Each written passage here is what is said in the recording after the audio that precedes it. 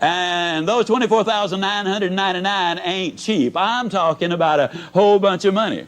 Now, I made a financial commitment to buy those books. I also had written in there that I weighed 165 pounds. Now, let me tell you something about human nature. If I tell you one lie and you catch me in it, from here on in, everything I say, you're going to put a question mark after it. If you tell me a lie and I catch you in it, from here on in, everything you say to me, I'm going to put a question mark in it.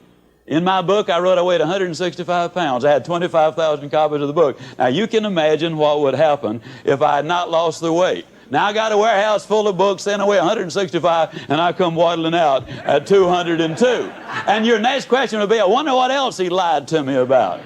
Friends, I made a commitment. There is no question about it. You got to make a commitment. And you got to understand something which is extremely important, and that is that your vocabulary makes a great deal of difference in your success in life.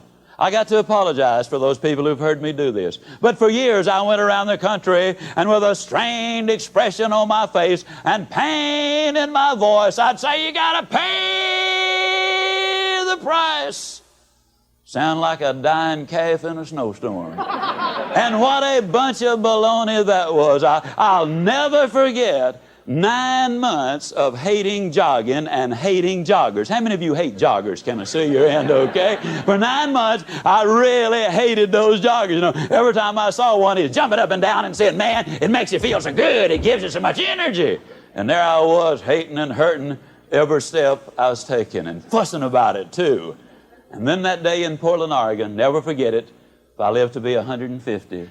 Beautiful spring day. Temperature about 78 degrees. It was high noon. I was running on Portland State University campus. Had a seminar at 4 o'clock. This was high noon. And as I was running out there that day, I noticed a lot of the students were laying on blankets. Some were reading, some were studying, some were courting, some were snoozing. And here comes old Ziglar running by. Sweat running down my back, sweat running down my legs. And all of a sudden it hit me that for the first time I was really enjoying running.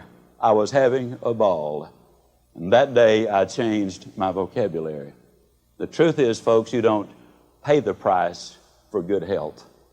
You enjoy the benefits of good health. You don't pay the price for setting goals. You pay the price for not setting those goals. You enjoy the benefits of reaching those goals. You don't pay the price for a good marriage.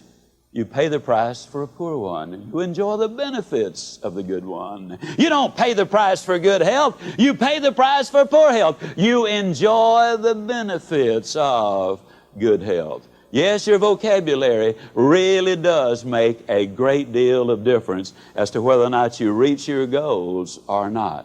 We definitely need to keep it positive, because you see, the mind takes whatever picture you paint in it and goes to work to complete that picture.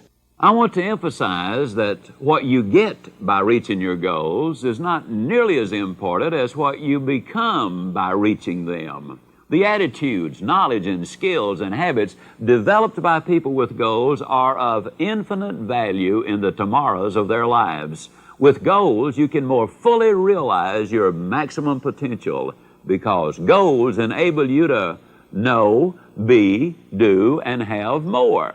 Use your mind and talents fully. Have more purpose and direction in life. Make better decisions. Be more organized and effective. Do more for yourself and others. Have greater confidence and self-worth. Feel more fulfilled. Be more enthusiastic and motivated. And yes, accomplish some uncommon projects. Want to reach your goals? You got to know how to train fleas. Now, just as a matter of curiosity, how many of you in this audience do not know how to train fleas? Can I see your hands, please? Boy, it looks like I got to you just in time. And I know you heard the one about the 2 fleas at the bottom of the hill, and one of them says, well, do we walk or take a dog? Well, anyhow. You train fleas by putting them in a jar, and you put the top on the jar, and those fleas will jump up and they'll hit that top over and over and over and over and over and over and over and over and over. And you watch them jump for a long period of time, and they'll keep on jumping and hitting and jumping and hitting. And you watch them, and then all of a sudden you'll notice that even though they continue to jump, they will no longer be hitting the top. Literal truth. Then you can take the top off, and they'll jump and jump and jump and jump and jump and jump, but they cannot, I repeat, they cannot jump out. And the reason they cannot jump out is because they've been conditioned to jump just so high. And once they've conditioned themselves to jump just so high, that's all there is. There ain't no more. Man is precisely the same way. He starts out in life to climb the mountain, to write the book, to break the record, to do something with his life. And along the way, he bumps his head, he stubs his toe, and he becomes what I call a SNIOP. Now, a SNIOP, and that is spelled S-N-I-O-P, is a person who is susceptible to the negative influence of other people. Classic example that everybody will instantly recognize is the 4-minute mile. For years and years and years, athletes the world over had tried to run a mile in 4 minutes. But because they were SNIOPs, they could not do it. The coach had taken his watch out and said, man, there ain't no way you can do it in 4 minutes. Maybe 4:02, maybe 4:05, but not 4 minutes. The doctors had put the stethoscope on the athlete's heart and said, a 4-minute mile? You got to be kidding, man. Nobody will ever do that. Your heart will come right out of the body. It is impossible. And nobody could run a 4-minute mile until a flea trainer named Roger Bannister came along and ran a mile in less than 4 minutes. When Bannister ran the mile in less than 4 minutes, athletes the world over started running miles in less than 4 minutes. Landy of Australia did it less than 6 weeks later. I was in New Zealand last year, and the man over there, Thompson I believe is his name, though please don't hold me to that, had just run his 100th 4-minute or sub-4-minute mile. A 37-year-old man ran a mile in less than 4 minutes. There have been 4 or 5 races where 8 young men all broke the 4-minute barrier in the same race. Now, what am I saying with all this? I'm saying that Roger Bannister got something started.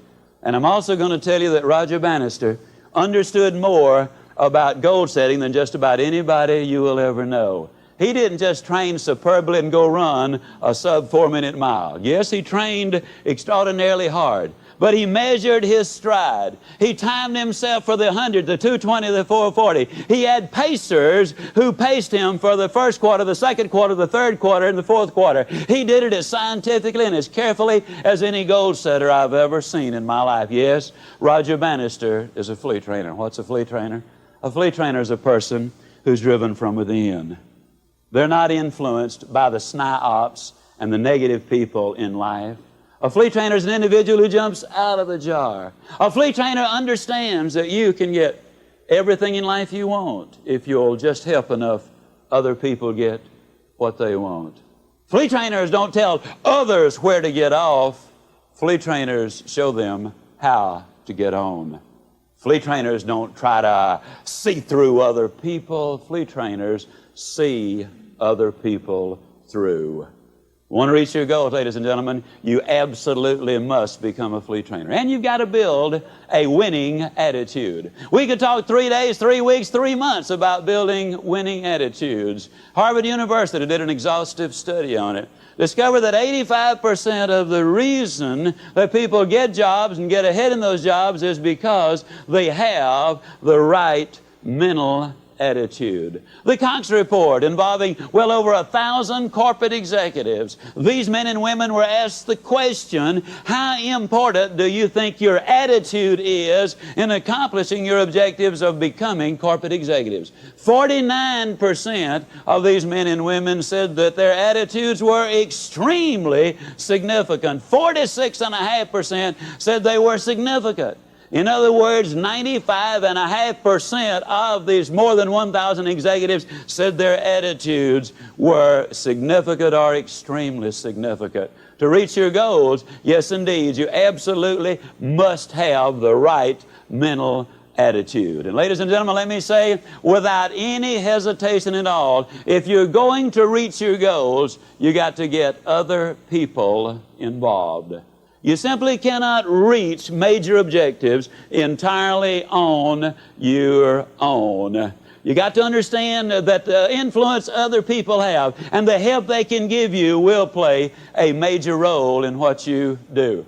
When I was a small boy down in Yazoo City, Mississippi, I never shall forget, there was an abandoned section of the railroad track.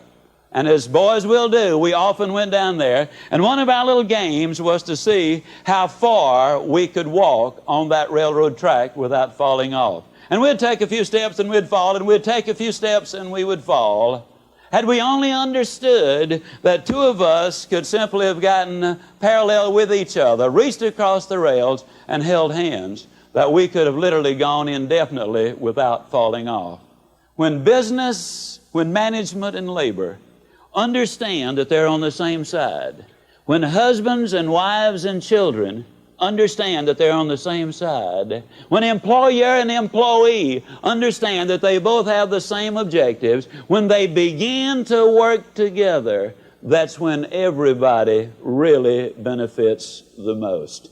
You look at the Super Bowl teams every year, and by and large you're going to have the Super Bowl team that number one had major objectives, that was it. And incidentally, did you realize that they spend over 3,000 hours each team preparing for that specific event? Did you realize that the average American spends infinitely more time planning a vacation than they do planning their lives? Did you realize that more people spend more time planning the wedding than they do the marriage? You see, we need, ladies and gentlemen, we need those specific objectives, and we need to work together on these things if we really are going to work at our maximum and the most people benefit the most. You need to work together. As a matter of curiosity, how many of you have ever seen a flock of Canadian geese flying overhead? Can I see your hands? Okay.